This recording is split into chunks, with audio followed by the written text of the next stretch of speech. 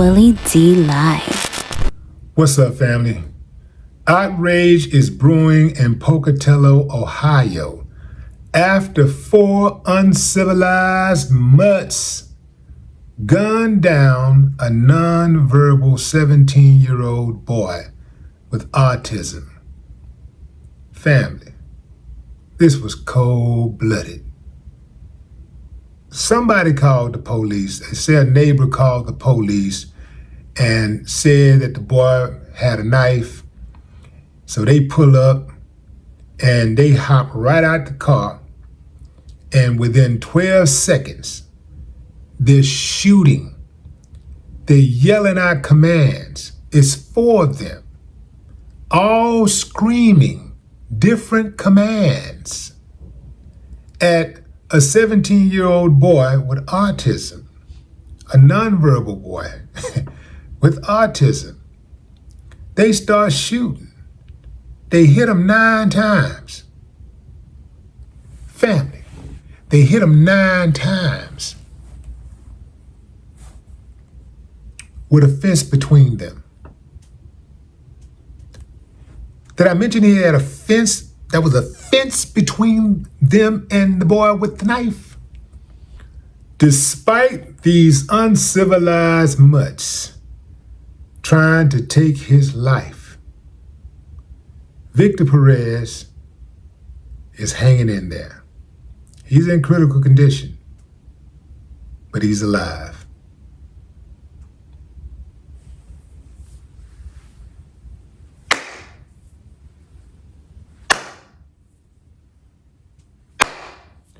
I ain't got no problem with that.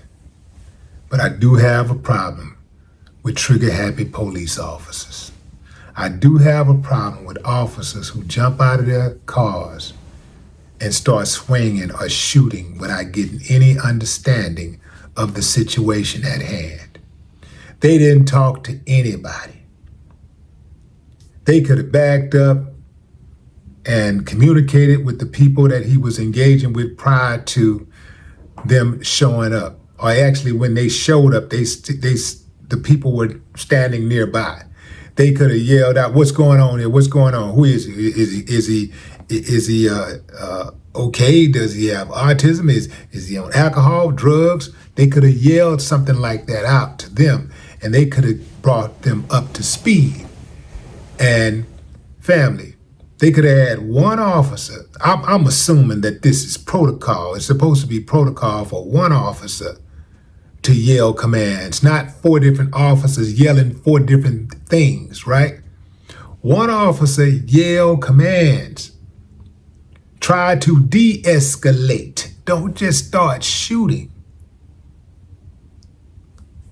One officer is handling the situation verbally, while the others step back, step to the side or whatever, but they're ready to go in case they need to be, in case they need to, drop something. They're ready to go, but they need to be off to the side and following the guy in command lead, right? They didn't do that. They all just started yelling different commands and shooting, which we've seen them do a whole lot of times. "Get on, show me your hands. He's got a gun, stop." And how often have they said he's got a gun and he don't have a gun? Probably at least 90% of the time they've yelled he's got a gun. 95% of the time, he ain't got a gun. Don't know what he got, but he ain't got a gun. He might have gunshots, gun wounds, but he ain't got no gun. Something got to happen, fam. Something got to give. These police officers are out of control.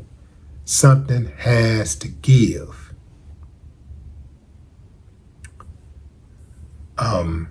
I can't really say what it is. Not right here. Not on YouTube.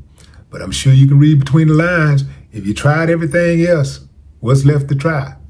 I say try whatever's left to try. That's right, I said it. Try whatever is left to try. Whatever you ain't tried, That's what need to be tried, because these dudes, they got to be brought to heel. They are all the way out of control. Most of the time, you see them out there on the road, they're alcoholed up, they're junkied up, they're getting high on the supply that they bring into the station, or they were supposed to bring into the station.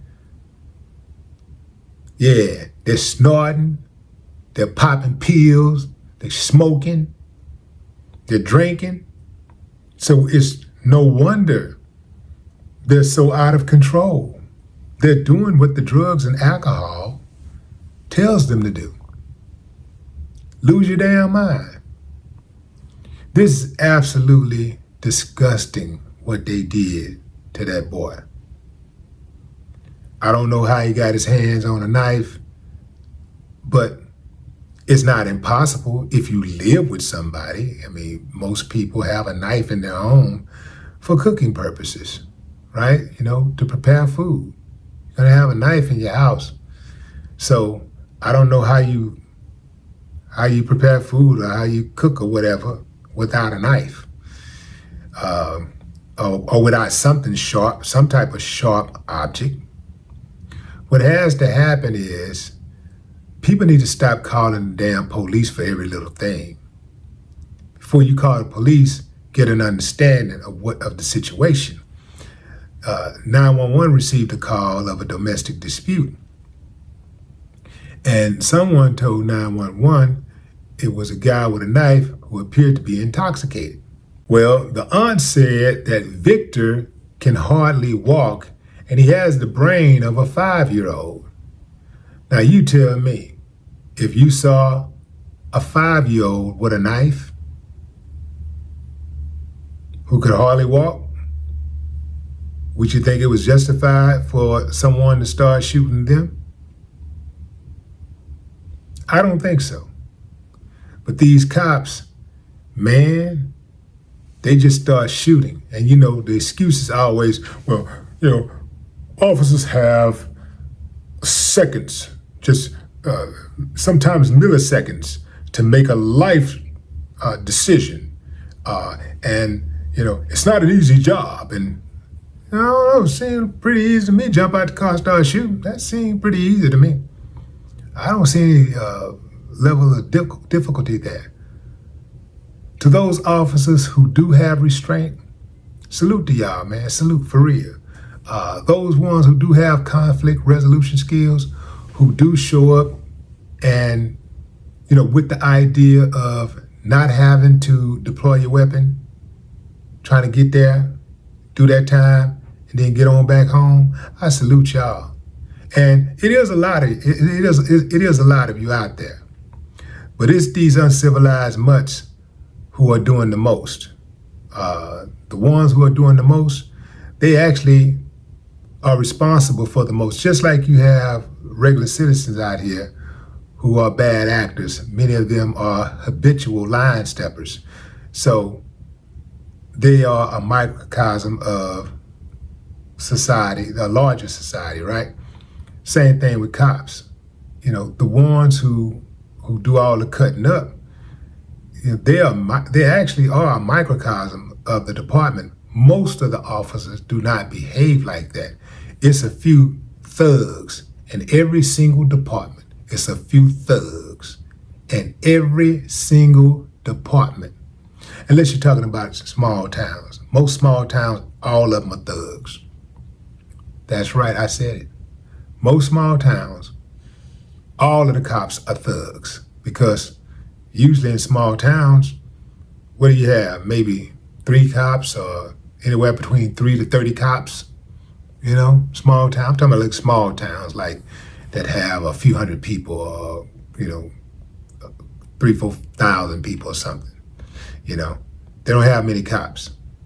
So usually the smaller the department is, the higher percentage of thugs and outlaws and corrupt bandits that will be on the force. But what say you, fam? Drop a comment. I'd love to hear your thoughts. Victor, man, we're wishing you a speedy recovery.